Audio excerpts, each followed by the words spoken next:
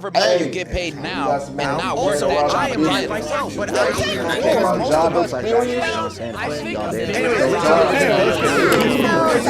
Today, I'll be talking about one of humanity's biggest fears. A job!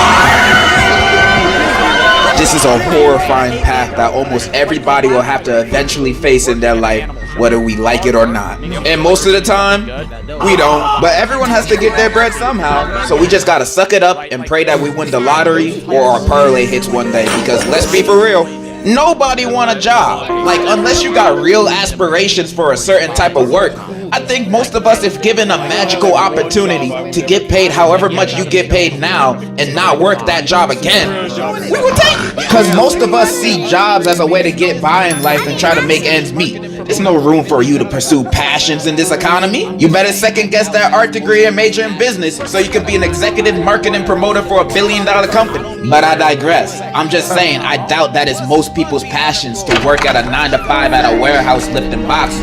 I don't mean any disrespect, but am I wrong? Plus, it's fun being unemployed. As long as you got a roof over your head and don't need to worry about bills, most likely because you still live with your parents, then what would you want a job? That sounds like it's taking away your time from being grandmaster on Rivals and watching reels. Nah, that's too much. But eventually you want to get your own stuff. You know, young boy tickets ain't free. Or life really hits you in the face and now you actually have bills.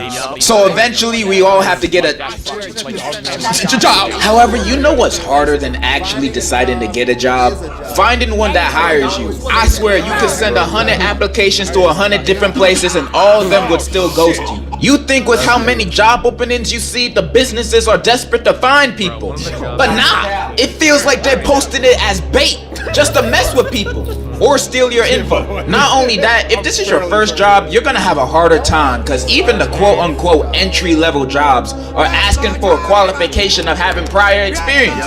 Like, isn't that what this job is for? How is someone supposed to get experience and not be homeless while almost every decent paying job requires that? And trying to apply for a job on LinkedIn or Indeed is like sending your application into a void. I swear none of those people be reading them. You could have the most stacked profile on LinkedIn. You got a bachelor's, master's, discovered the cure for cancer. Then you send in an application for your dream job to your dream company. Then they write back to you saying, "We've read your application. Unfortunately, the CEO's daughter has took your position that you applied for, so get the fuck on." Back when I was still applying for jobs, I literally gave up on sending applications on those sites because I'd never get a response back. Like, damn, was my application that bad? Even when your application does get noticed and you get set up for an interview, you still gotta go through some more bullshit ass questions. Why did you choose our business? Got hired. Like, what's up? What is your main motivation to get your work done?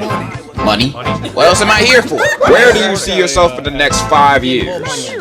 Hopefully not here. That's just me being honest with my answers. What do you want me to do? Work here for the rest of my life? This is a Wendy's. So you gotta lie with any question they ask. You have to make yourself look as good as possible. So you gotta fake it till you make it. Even if they asked you a stupid question like, would you still work this job even if there was no pay? You say absolutely. I always wanted to be a slave. Congratulations. You have successfully become employed.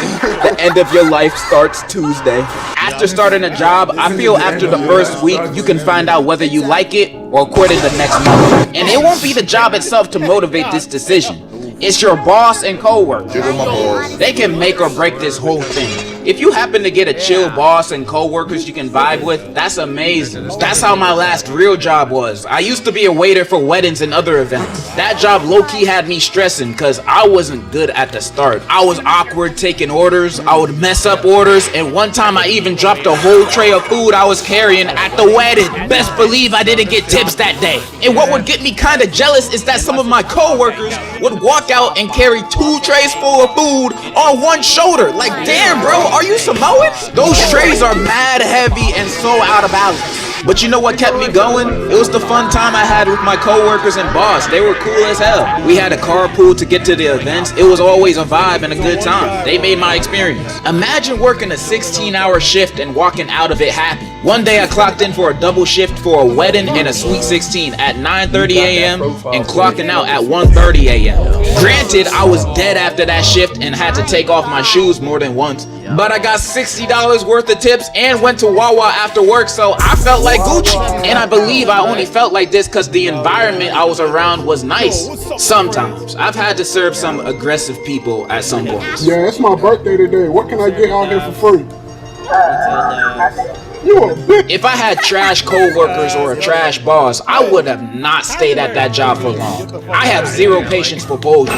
Literally. Like example, the first job I've ever had in my senior year of high school, I was a janitor at a warehouse. I had no co-workers, so I had nobody to talk to, and my boss was not a bad person, but a bad boss. I'd be working shifts that were 2 to 3 hours every few days, cleaning the break rooms, hallways, and bathrooms. So my pay wasn't even that good, but since I was still in school, I was just thinking, I'm making money and I got more time to study and goon. That sounds like a win-win! But when payday arrived, I would only be paid for half the hours I worked, sometimes less. I was already barely working as is, combined with a salary of $13 an hour, cleaning up pee-pee and poo-poo. Man, I'm not taking it. Plus, he only paid me through Cash App. You've ever had a job that only paid you through Cash App? Man, I haven't. I only worked there for a few weeks. He did pay me the rest of the money after, so he cool, but man, warehouse jobs are not it. My patience dwindled faster when I got accepted at BJ's, and I worked there for 1 day. I asked to go to the bathroom and left during orientation.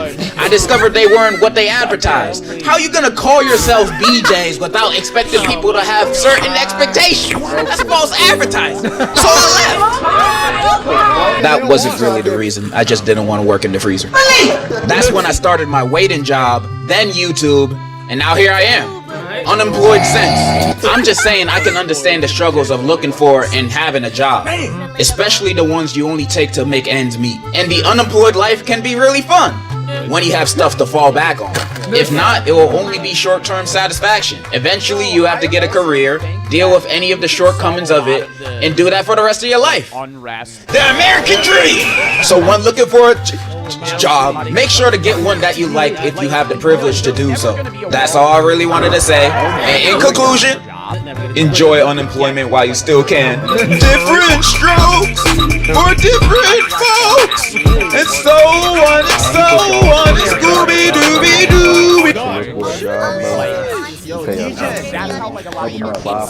If you were to work like... Help them out.